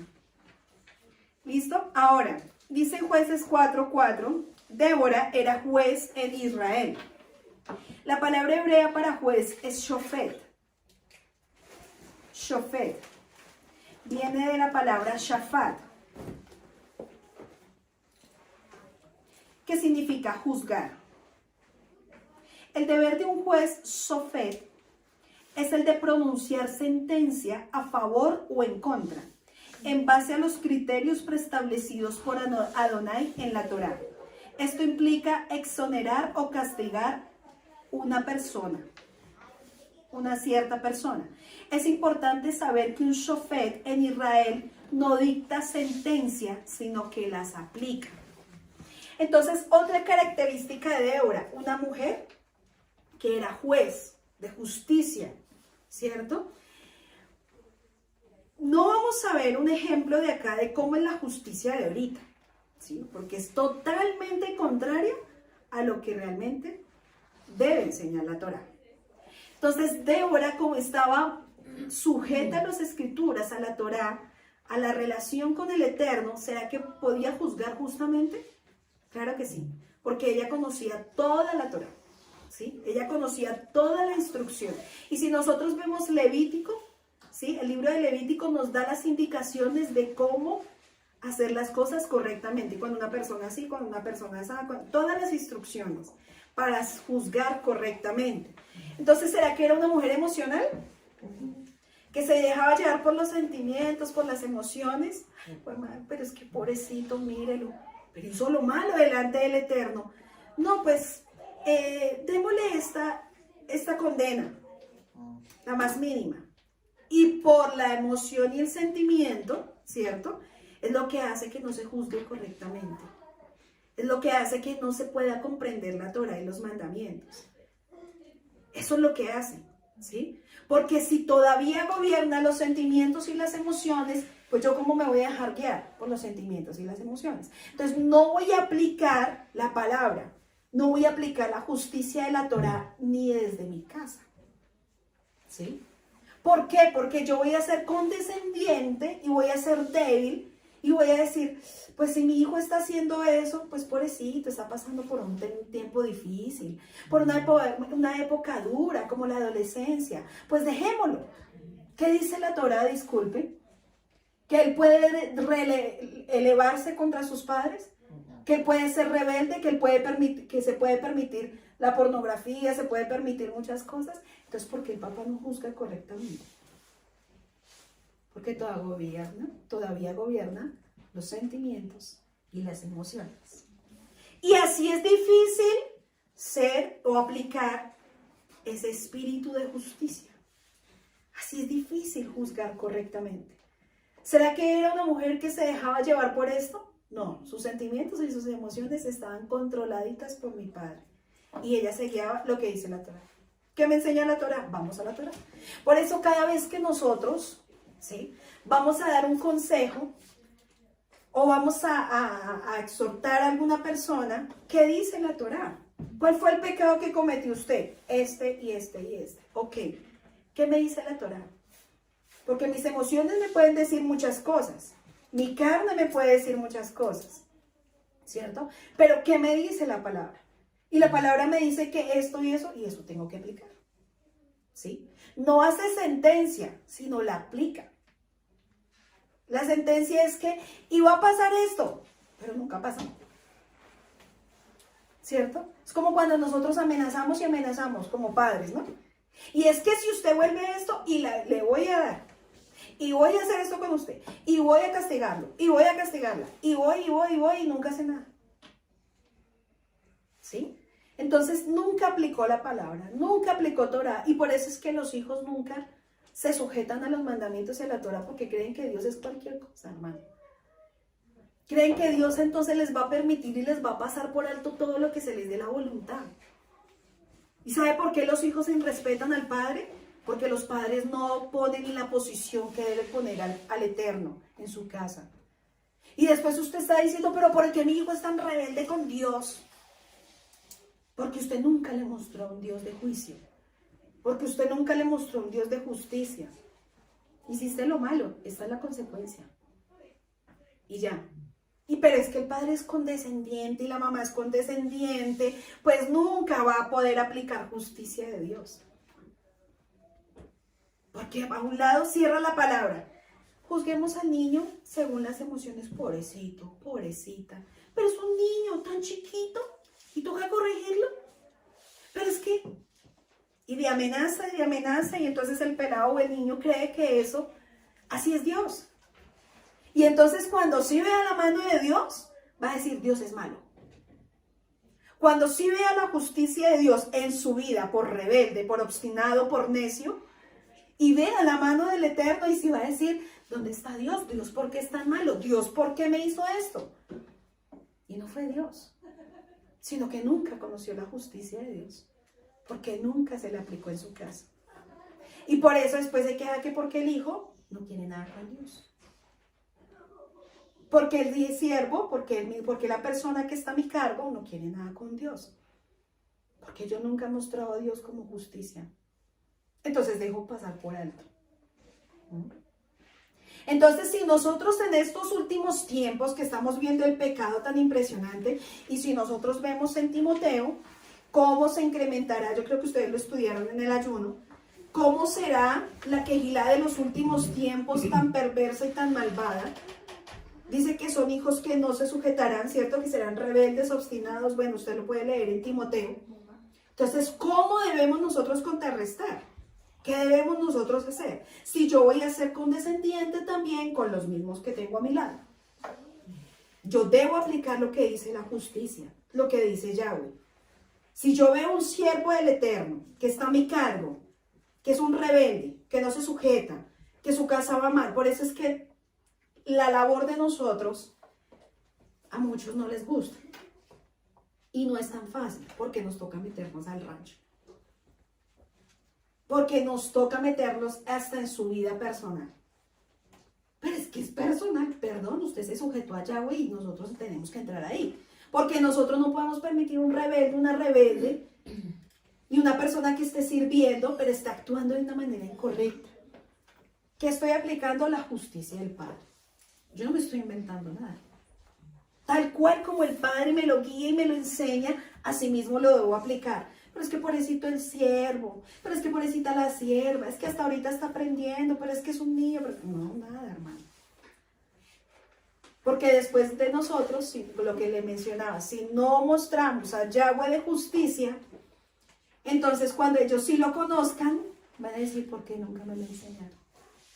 ¿Por qué nunca me dijeron? ¿Por qué nunca fueron así conmigo? ¿Por qué nunca aprendí la Torah? Y después entonces ahí es cuando el pueblo está diciendo que el malo es el Padre. Y se alejan del Padre. Entonces, mire desde dónde tiene que provenir, o de las características que nosotras como mujeres y como siervos debemos tener en medio de nuestra casa. Que se practique la justicia. Que sea lo que dice la Escritura. Se está actuando mal, vamos a ver qué nos me dice la palabra, el varón, la mujer de Yahweh, los hijos se están portando mal, están actuando incorrectamente, vamos a ver qué dice la palabra, que me enseñe cómo tenemos que actuar, qué debemos hacer, ¿sí? Eso es lo que nosotros debemos hacer, porque después usted está viendo unos bastardos que no quieren nada con Dios, ni no quieren servir de la manera correcta, y después usted está llorando y se está quejando. Y también va a estar frustrado porque no hizo el trabajo correctamente. ¿Listo? Entonces, ¿Débora aplicaba justicia? Claro, no era una mujer débil. Y eso lo podemos ver en todo lo que ella hacía. Entonces, aplicaba la justicia. Un shofet o juez ocupa esta posición porque ha seguido una formación donde se ha calificado en el conocimiento de las sentencias dictadas por Adonai en la Torá.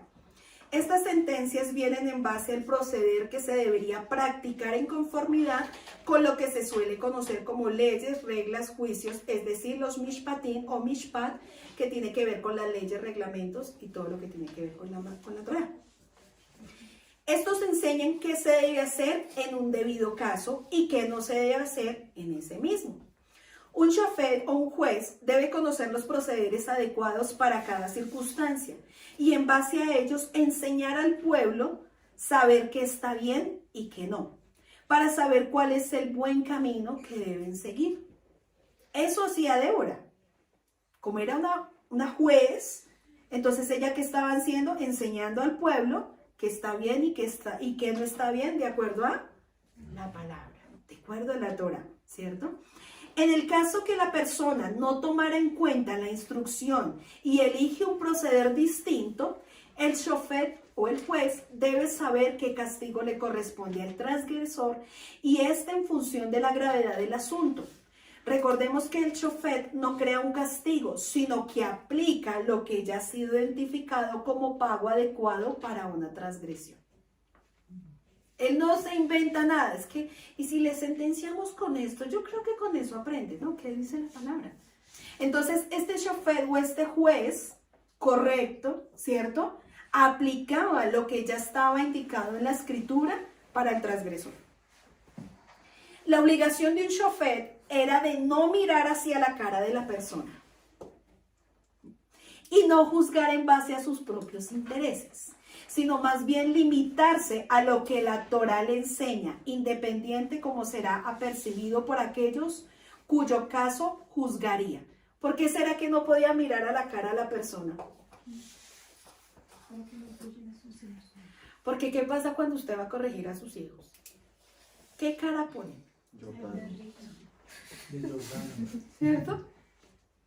A dominarlo a usted, a dominarnos y a poner esa cara. ¿Sí? Y entonces, ¿qué pasa con los sentimientos y las... doy pao, pao. Bueno, y usted ya venía con la vara porque lo que hizo fue incorrecto y fue grave, ¿cierto? Y usted lo miró a la cara. ¿Sí? ¿Aplicó justicia? No. Se dejó llevar por sus sentimientos y sus emociones. Por eso es que cuando uno va a juzgar o va a hacer, no puede mirar y dejarse dominar por la persona que está al frente. Porque esa persona, mire, hasta el más malo le llora. ¿Y usted no ha visto esos casos? Usted de pronto ve un canal donde hay esos casos de allá de Estados Unidos. ¿Y qué hace el que acabó de violar y matar? Chilla, ¿sí? Y llora. Es que yo no sé, había algo que me decía, mátelo. ¿Y será que el juez le come, perdón la palabra, será que el juez le come de lágrimas? No. El juez, ¿cuál es el asunto? Hizo esto y esto y esto. Y puede estar chillándose, llamando a la mamá, orando, levantando los brazos, porque lo he visto en esos videos. Levanta los brazos, ora a Dios, se arrodilla, se postra. Y es malo o mala esa mujer. Y el juez justo lo sentencia correctamente. Dice, usted hizo esto y eso y eso y se merece la pena de muerte. Ya. Y lloró, hizo show, se arrastró, se tiró al piso. ¿Pero qué hace el débil? Ay, no, mi amor, venga, no se tire, por favor. ¿Sí? Venga, papito, que yo le voy a dar pasito. Venga, que solo un pao pao. Después se lo doy. Así será toda su vida, hermano. Y ahí está creando un monstruo manipulador de mentes como Edom. ¿Sí? Manipulador de los padres, manipulador del siervo. Por eso es que el siervo y la sierva en diferentes ministerios tienen que tener carácter.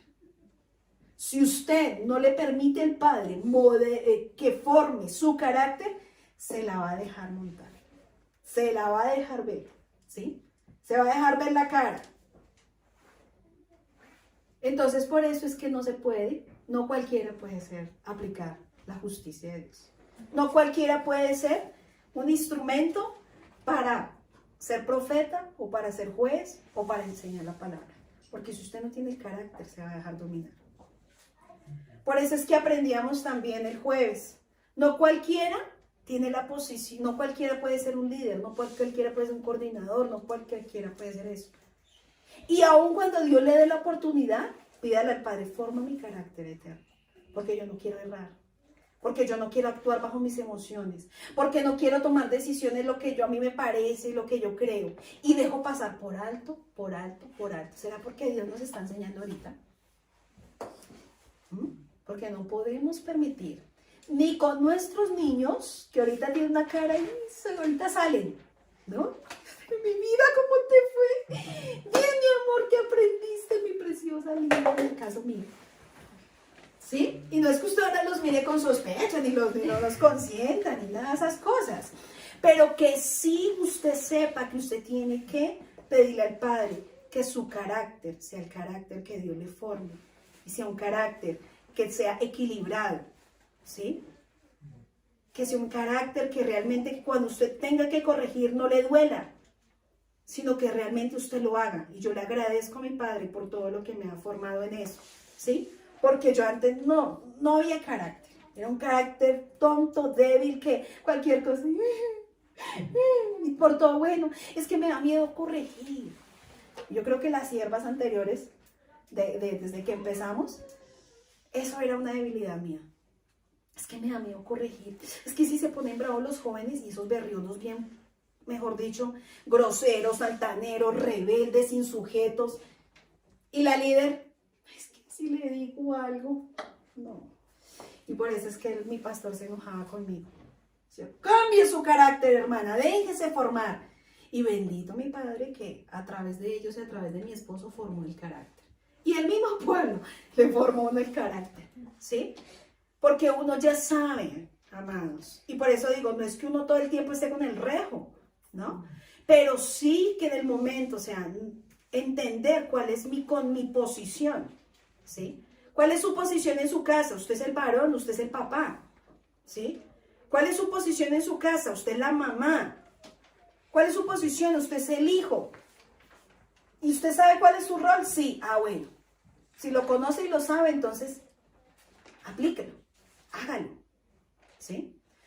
Entonces, Débora no miraba la cara de la persona. Ya nos dimos cuenta por qué. Porque esa cara de Jordano, esos ojitos de yo no fui, esa carita de que pasito, de que es que yo soy débil y yo soy vulnerable y que fue por culpa de Pepe y Pepa. Entonces tú no puedes juzgar correctamente. Entonces, para los próximos padres, ahí desde que nace su chino ya sabe, ¿no? No lo mira a la cara, si no se ve. Entonces, no, es de carácter. Pídale mucho al Eterno eso. Tanto usted como padre, como en su casa, como esposo, como esposa, como esposo, tiene que tener carácter. Yo le doy gracias al Eterno también por el carácter de mi esposo, para formarme, ¿sí? Porque si no, uno sería una rebelde y grosera y de todas esas cosas. Y a veces tiene que corregirnos y darnos duro. Y eso hace el Eterno también, ¿sí? Y como padre y como todo. ¿Listo? Entonces, la otra palabra en hebreo para juez es dayan. Este título de honor solo corresponde al Elohim, como juez por excelencia, y el único que dicta las sentencias. Los shofim, o los jueces, son aquellos que aplican las justas sentencias ya decretadas por el dayan, o sea, por el juez de jueces. En base a esta verdad, en el pueblo de Israel se tiene la capacidad de saber quién, cómo y cuándo una persona se encamina hacia la bendición o hacia la destrucción. En base a la verdad. Entonces, si mira la escritura y uno mira el camino de la persona, se da cuenta si va para la bendición o para maldición. Entonces uno entra a ser un juez, ¿cierto? Un shofim.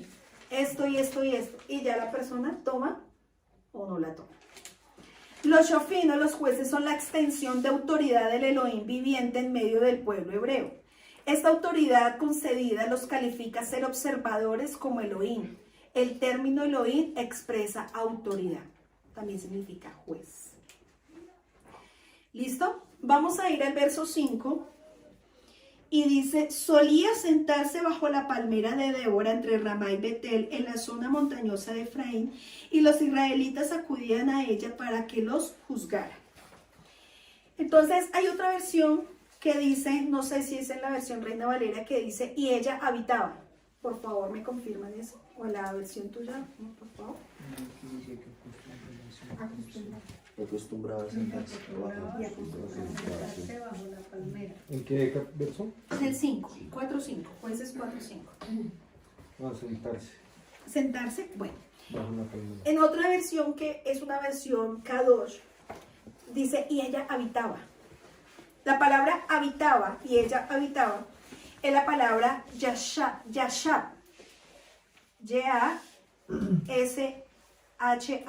yashab, del 34-27. Esa es la raíz primaria. Y significa sentarse y significa inquietud. Significa morar, permanecer, casarse.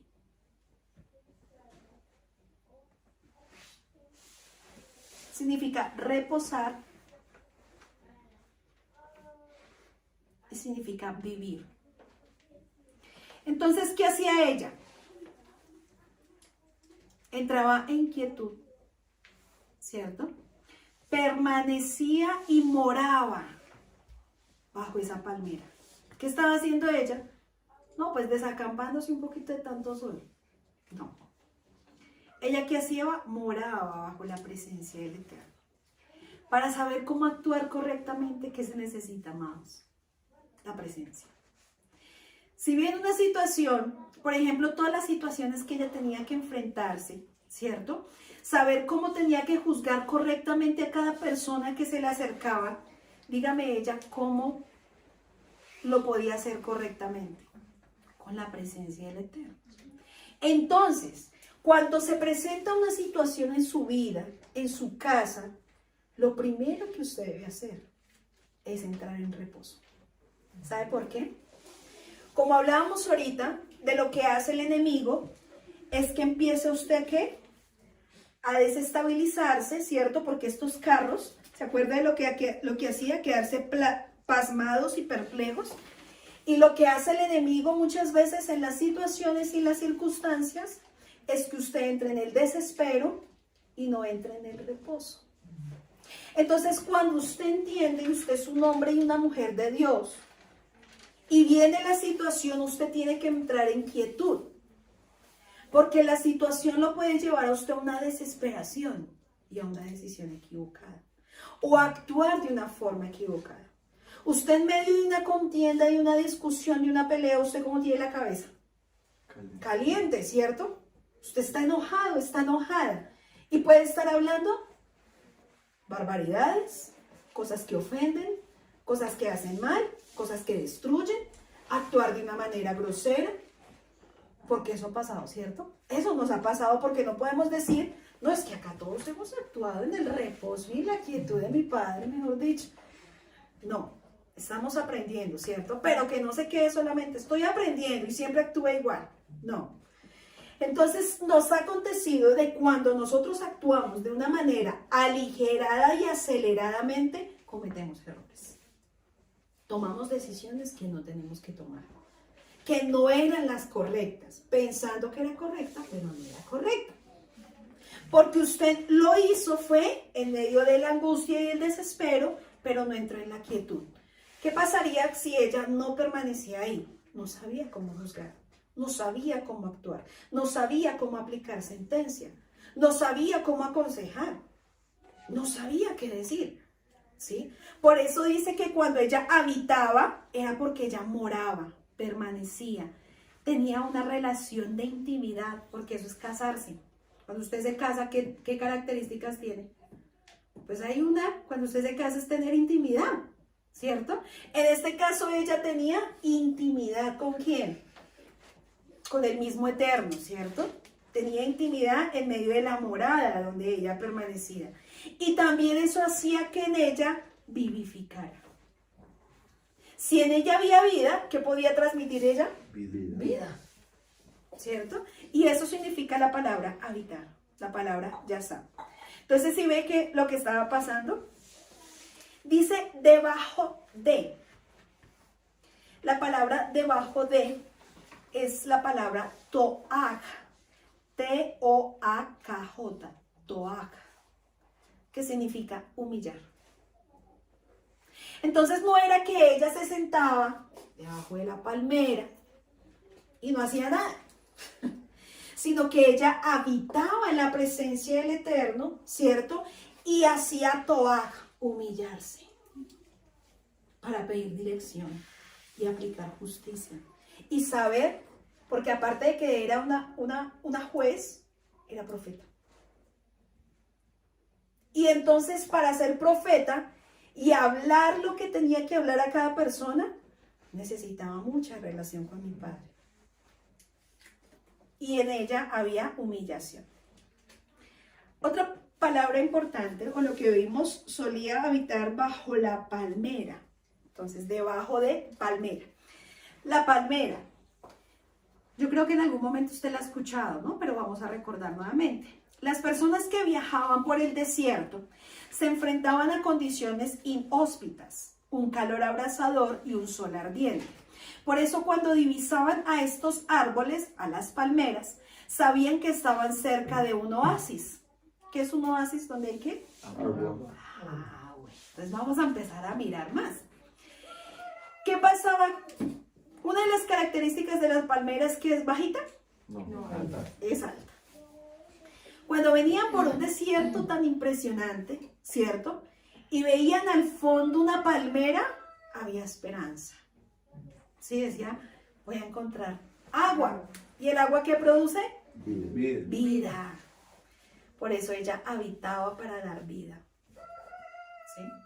Entonces, claro, cuando se acercaban a Débora, ellos sabían que allí iban a encontrar esperanza y vida. Cuando se acercaban a esta mujer. Porque ellos sabían que no era la mujer, era el instrumento de mi Padre. Era el mismo Eterno que a través de ella iba a traerles esperanza, palabras de vida, porque por dónde traía la vida, por la palabra, que era el arma de ella, ¿cierto? Entonces, los viajeros sabían, cuando veían esta palmera, sabían que había un oasis. En este sitio podían conseguir una fuente de agua, y yo los invito para que ustedes vean a través de YouTube, que sale la próxima semana, un tema que se llama cómo ser una fuente de agua viva, y habla de las 70 palmeras de Silín. Entonces, para que usted amplíe un poco más con respecto a esto. Entonces, en este sitio podían conseguir una fuente de agua y acobijarse en la sombra que dan las palmeras, porque también daban sombra, ¿cierto? Era una fuente de descanso. Quiere decir que cada persona que se acercaba a la palabra, a la Torá, donde Débora era instrumento, hallaba descanso para sus almas. Eso lo dice la palabra, y hallaréis descanso para sus almas. Eso fue lo que hicieron los israelitas después de cruzar de forma milagrosa el Mar Rojo. Ellos se pararon a descansar en la región de Elim. Yo dije Silín, me equivoqué, de Elim. Allí había 12 manantiales de agua y 70 palmeras datileras. Así pudieron recobrar las fuerzas para continuar su viaje. Estas palmas o estas palmeras daban, el fruto era los dátiles. Y los dátiles son dulces. Dulces. Entonces, ¿qué se veía en medio de lo que hacía ella? Era la palabra, que es como dulce a mi paladar, ¿cierto? Es como la miel que endulza. Entonces, mire todo lo que hacía ella en ese momento también. Entonces, no solamente vemos, ay, tan bonita Débora allá debajo de la palmera. No, todo eso transmitía al pueblo de Israel. Y dice, la palabra palmera es un nombre muy bonito, que es Tamar. Tamar. Entonces, si usted le quiere poner a una hija Tamar, póngale Tamar. ¿Sí? Tamar, que viene de la palabra tomer, o la palabra timorá, Timoteo, ¿no? Timorá. Y es un árbol grande, recto y alto, sirve como símil para el crecimiento del justo. Salmo 92:13.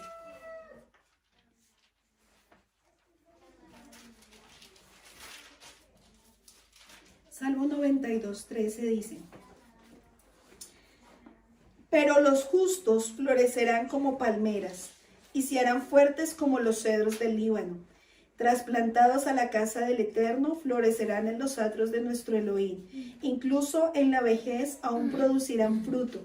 Seguirán verdes y llenos de vitalidad. Declararán: el Eterno es justo, es mi roca, no existe maldad en él. Hermoso, ¿cierto? Lo que significa la palmera, justicia. También es un árbol de justicia. Y por eso es que era tan característica, y esa palmera se llamaba la palmera de Débora. Porque era, ¿qué? Un lugar donde crecía el justo, como la palmera. Y era contado entre los árboles frutales también. Las palmeras simbolizan la victoria y la paz. La victoria y la paz. Todo eso hacía Débora. Traía paz también a cada persona que se acercaba. ¿Eso hace la Escritura? Sí. ¿Eso hace el siervo que tiene palabras de sabiduría? Sí. Es dulce, trae paz, es justo, ¿cierto? Trae vida, trae ese descanso, trae también esa... cuando hace mucho sol o está en una situación difícil, acampar debajo de un sabio es maravilloso. Por eso el Padre es hermoso. Entonces, estábamos leyendo el Salmo 92 acerca, el Salmo 92:12, que el justo florecerá como la palmera. La relevancia describe que Débora tenía el espíritu de la justicia porque ella era obediente a las instrucciones de la Torá y por lo tanto era una mujer ejemplar. Por eso ella se merecía estar debajo de la palmera. Sobre ella se declara que florecerá. Y esto es evidente porque sus actos produjeron dulzura de bendición en Israel.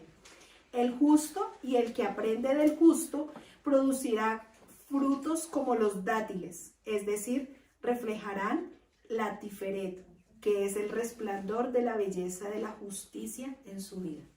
Qué hermoso, ¿cierto? Tiferet es el resplandor de la belleza de la justicia en su vida. Tiferet significa belleza. Entonces, el justo que aprende del justo, ¿qué produce? Dátiles.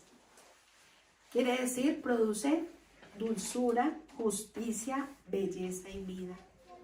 Por eso es que cada vez, aún en los salmos o en un proverbio, no sé, ustedes me corrigen, que dice que el que quiere ser,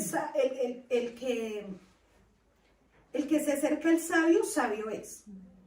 Pero el que se acerca al necio, necio es. ¿Cierto? Entonces, ¿usted qué quiere? ¿Ser sabio? ¿Ser justo? ¿Ser fuerte? ¿Con quién se debe mezclar?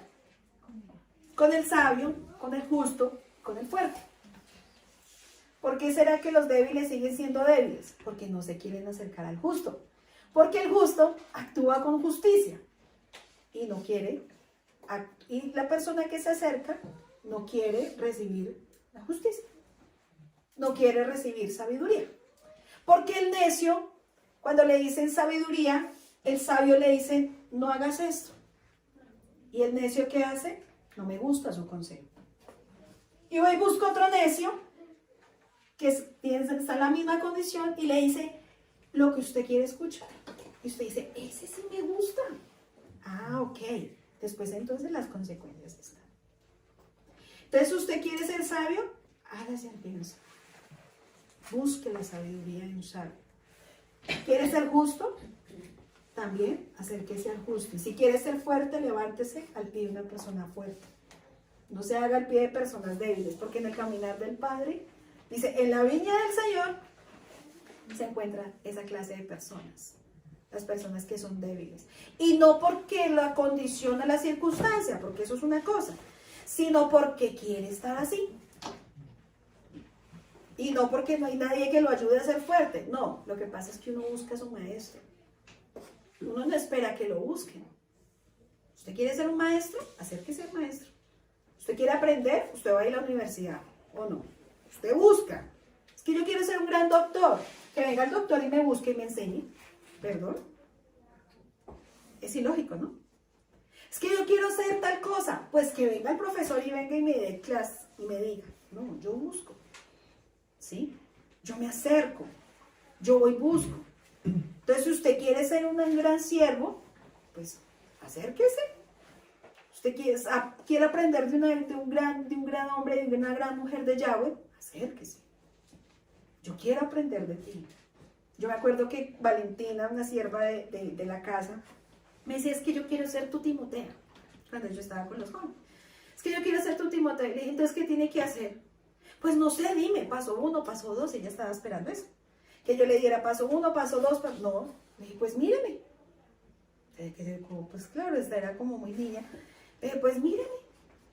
Todo lo que el Padre me permite aprender a través de que yo me acerco de los maestros y los sabios, pues usted aprenda cómo se hace, qué se debe hacer, qué no se debe hacer. Y la chica empezó. Pues gracias por enseñarme a cómo ser un gran Timoteo. Pablo te está diciendo, venga, Timoteo, venga, por favor, venga que yo le voy a enseñar. No, Timoteo andaba ahí, lo mismo que Josué, porque Josué fue un gran Josué, porque andaba al pie de un gran Moisés. ¿Sí? No, si no, no hubiera aprendido absolutamente nada. Él estaba donde estaba él. Decía que Moisés entraba en la presencia y él estaba afuera. Y Moisés se subía al monte y él estaba allá. Y Moisés hacía tal cosa y él estaba ahí. Ay, pero es que ese Josué, perdón la palabra, si era lambón. No, Josué era un sabio que quería ser más sabio y buscaba a los sabios y a los fuertes para ser un gran siervo del Eterno. Anhelaba cosas grandes, por eso fue un gran Josué. Entonces lo mismo pasa con nosotros, ¿no? Entonces usted quiere ser un justo y un gran siervo, ya sabe. dice que estaba entre Ramá, ¿cierto? Y Betel. Ramá es la raíz rum, que significa estar elevado. Y Betel, ya sabemos que es casa de Yahweh, ¿cierto? Pero viene una raíz que es Baná. Y significa poner cimientos, construir, edificar, edificador, reparar, restablecer y restaurar. Entonces dice que ella, es que es tremendo cada palabra. Sí, pues estaba entre esos dos.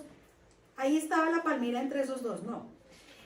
Estaba siendo elevada a un nivel de intimidad mayor. ¿Cierto? ¿Y qué estaba haciendo ella? Poniendo cimientos, estaba ella siendo una edificadora, estaba reparando, estaba restableciendo y estaba restaurando Israel. ¿Lo estaba haciendo? Sí. ¿A través de qué? A través de permanecer y habitar bajo la palmera. Entonces, eso era lo que estaba haciendo ella. Primero estaba llevando un nivel mucho mayor de relación y de intimidad, un nivel mayor y elevado de intimidad con el Padre, un nivel sol, ¿no? ¿Para qué? Para poder ella restablecer, restaurar, reedificar y volver a construir el pueblo de Israel. Y eso es estar entre Ramá y Betel. ¿Listo? Ramá es una palabra hebrea que significa altura o lugar alto.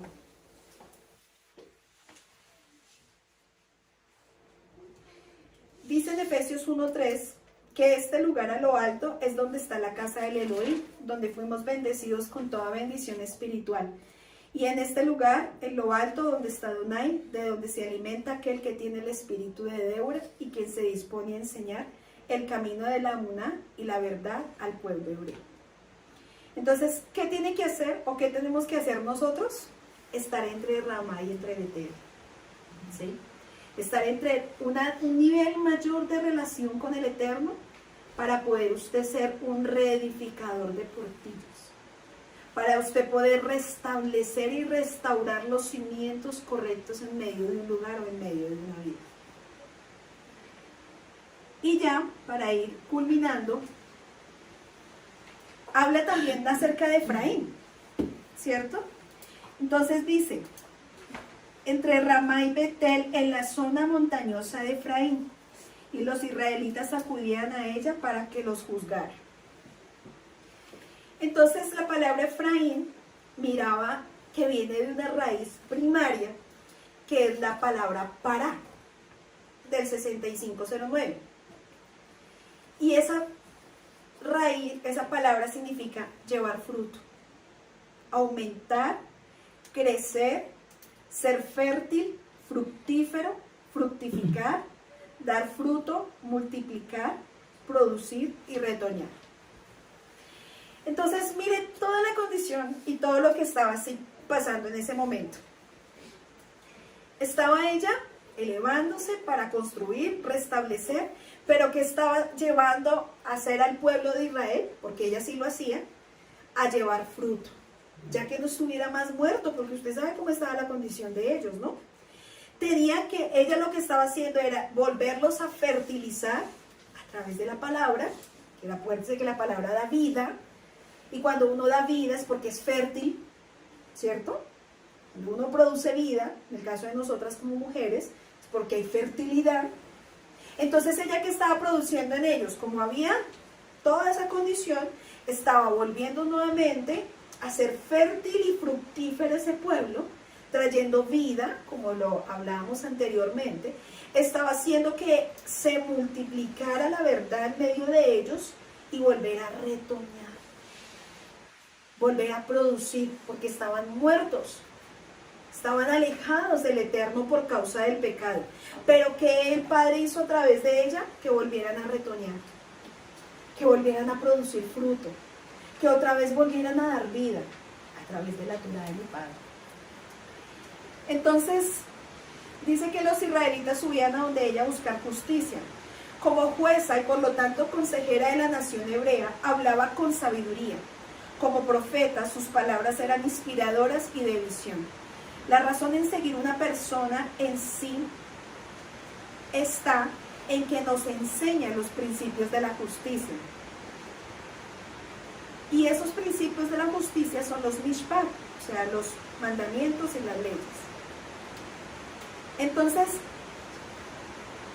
cuando ellos iban a buscar justicia, se refiere a la capacitación en discernir, evaluar los casos en función de los principios del juicio preestablecidos en la Torá. Cuando ella pronunciaba sentencia, la palabra shafat, dice, entonces los hijos de Israel no subían a Débora, sino más bien a buscar la justicia del justo que se les revelaba o se les enseñaba mediante ella, mediante Débora. Así que Israel subía donde ella y no a ella, sino que subía donde ella. Entonces, ¿qué hacía en ese momento? Había revelación, había discernimiento y les enseñaba. ¿Mediante quién? Mediante Débora. Aquellos que enseñan los principios de justicia de la Torá no son la fuente, sino que son el caudal por donde se desborda el río de agua viva. ¿Se acuerdan que el Padre aún en la Escritura nos dice que nosotros seremos como ríos de agua viva? ¿Cuál es esa fuente? La Torá, que produce en nosotros justicia para nosotros dar de esa justicia. Entonces vamos a dejarlos hasta ahí, la primera parte de la vida de Débora, un espíritu de justicia. Chao, chao.